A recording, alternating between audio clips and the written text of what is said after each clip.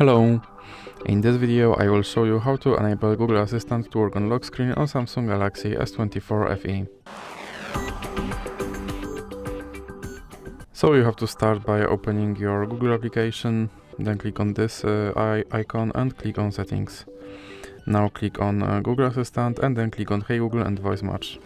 Now click here to enable Hey Google and now click on More and I agree, then click on More and I agree again, then click Next. And now click on Retrain Voice Match Model. OK Google, what's the weather tomorrow?